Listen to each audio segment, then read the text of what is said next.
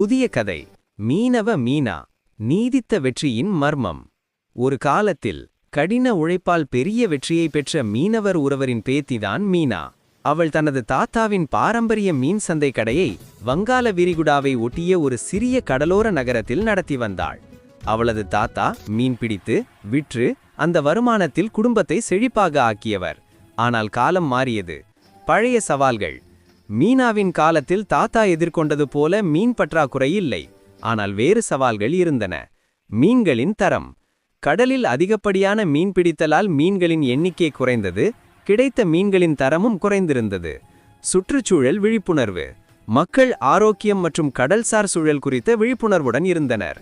மீனாவின் புதிய பார்வை. மீனா தனது தாத்தாவின் வழியை மட்டும் பின்பற்றவில்லை. அவள் தனது வெற்றிக்கு ஒரு புதிய அணுகுமுறையை கொண்டு வந்தாள்.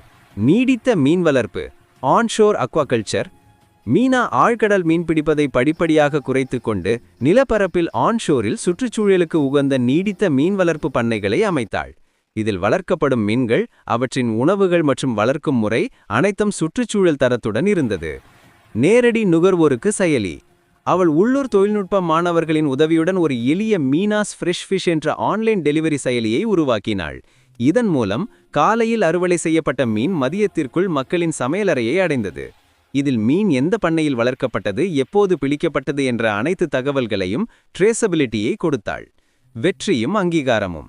முதலில் இந்த மாற்றத்தால் கிராமத்தில் பலர் மீனாவை கேலி செய்தனர். தாத்தாவின் பாரம்பரிய முறையை விட்டுவிட்டு இவள் என்னவோ புதுமையாக செய்கிறாள் என்றனர். ஆனால் குறுகிய காலத்திலேயே மீனாவின் பண்ணை மீன்களின் ஆரோக்கியம் மற்றும் சுவை நகர மக்களிடையே பெரிய வரவேற்பை பெற்றது.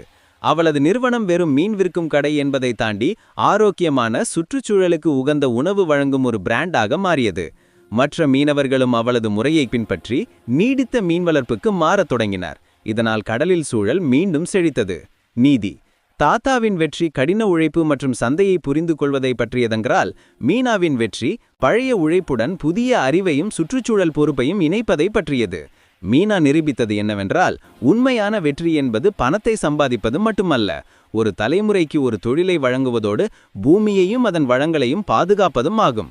குறிப்பு: நீங்கள் குறிப்பிட்ட காணொளியின் இணைப்பு கீழே கொடுக்கப்பட்டுள்ளது.